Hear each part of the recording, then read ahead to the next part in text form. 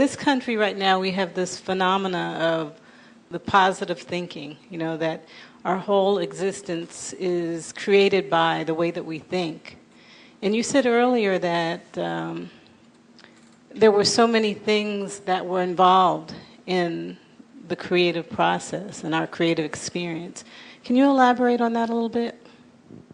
Everyone is responsible for their circumstances based on their thinking process, how they think, solely. So how you think? See, in these cultures, definitely you have given too much significance to your thought process, too much. It's the Western philosophers who went to this extreme. One of the, I think the Renaissance philosophers said, "I think, so I exist." So that is the level of significance you've given for thought.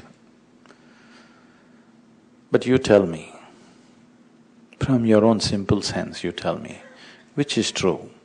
Is it because you exist you think, or is it because you think you exist?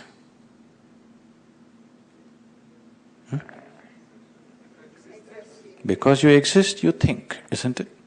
Because you have not known life any other way except thinking. Now you have made it all important. Now, for me, there is no thought. If I simply sit here, I will sit here without a single thought on my mind. Does it mean I'm not existing? I'm existing, absolutely existing. Because I'm existing in such a powerful way, thought is just a small happening for me. My thought is just a small happening for me in my life. I can think, it's not that I'm incapable of thinking. I can think, but still it is a very small happening because my existence is far, far bigger than my thought. Now people are trying to make their thought far bigger than their existence. This whole positive thinking in the 60s, 70s, a few people made it very popular. Big names, almost all of them. Either they went neurotic, they broke up mentally and ended up in mental asylums, or they committed suicide. Because it's bound to happen. If you stretch the intellect beyond a certain point, you will crack up. You'll definitely crack up. So, thought being so important is a very unhealthy way to approach life. Initially it'll give you the thrill because you can create a few things with your thought. See, if you generate a powerful thought, you can make certain things happen. You can have a certain power over other people and situations. This will give you a high, but it is not an ultimate solution to life. You may be effective in the world, but within yourself you're still a mess. What is the point? What is the point? Right now that's what you're doing with… See, with education and other things, your thought is developed to some extent. You're effective in the world, you can do things efficiently, you can earn money, you can be successful. Everybody thinks you're great, but you're a mess within yourself.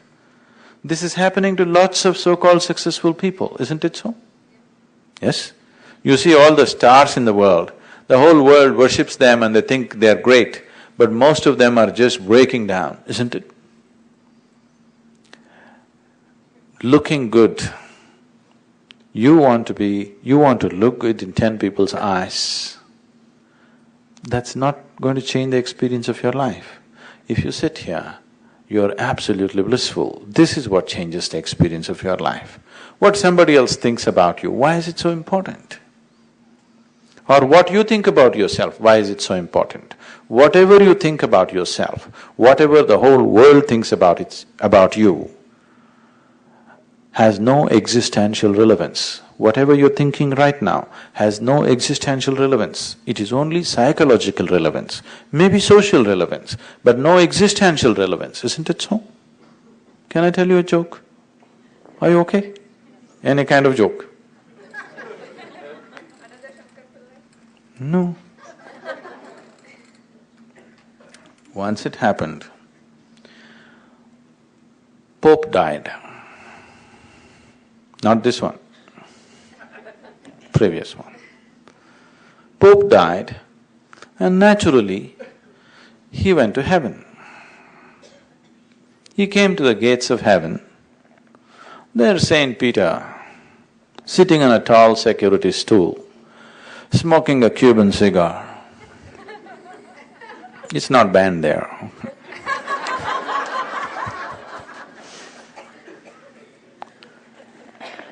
Looked at this man who came with a strange cap and all that. He looked at him and said, "Who are you?" He blew a plume of smoke into Pope's face and asked, "Who are you?" Pope was aghast. "How dare you talk to me like this? You don't know who I am? I am the Pope." "Okay, man, every day all kinds of people come with tall stories. You have a tall cap too, it's all right. Tell me, who are you?" He said, "I am the Pope. How dare you talk to me like this? I am God's representative on the planet." Peter looked at him and said, "Okay, move on. Not this way, not into the gate." He said, "Move on." He said, "How dare you say this to me? I am God's representative, you ask him if you want." Peter said, "All right." He raised his voice. It's very busy. He raised his voice and said, "Hey boss, there is somebody here who claims to be your representative on the planet, his name is Pope, do you know him?" A grave voice from inside said, "I do not know anyone like that." "Boss doesn't know you, move on." Pope was, "What is this?" He was distraught. "How can this be? How can the old man say he doesn't know me? Oh, it must be Alzheimer's." "Okay, you do one thing. You ask Jesus, he knows. He knows, I am his representative on the planet." Peter said, "Okay," and he raised his voice and said, "Hey Sonny, there's somebody here who claims to be your representative on the planet, his name is Pope, do you know him?" A gentle voice from inside said, "I do not know anyone like that." "Sonny doesn't know you, enough man, move on. I heard enough from you." By now Pope was totally, how can this be? They're not letting him enter the heaven after being a Pope. He said, "Well, you ask the Holy Ghost. He knows me, I am his representative on the planet." Peter once again raised his voice and said, "Hey Spooky, there is somebody here who claims to be your representative on the planet, his name is Pope, do you know him?" A mischievous voice from inside said, "Ah, Pope, is he here? He's the one who spread all those malicious stories about me and Mary, don't you let him in."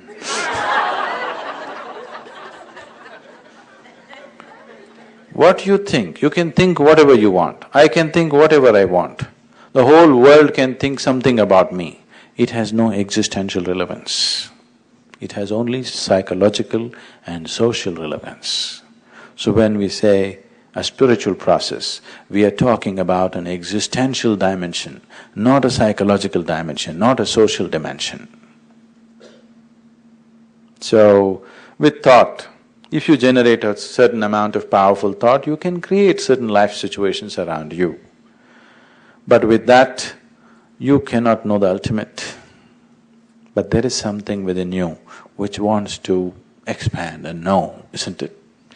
How much ever comfort you provide, how much ever well-being you provide from outside, there is something within you which will not settle. There's something within you which will not settle. It is just, you may avoid it. You may avoid it by watching the television, you may avoid it by going to the movies, you may avoid it by reading a book, you may avoid it in conversation with somebody. That's why you keep yourself so busy, just to avoid it. But if you sit down for some time and just look at your life, you will see everything feels empty and you want to do something else. It's always there. Either you address it or you don't address it, but it's always there. You can use your thought to create physical situations. But you cannot existentially move on by using thought because it has only psychological and social relevance to life. For more on Sadhguru, visit www.ishafoundation.org.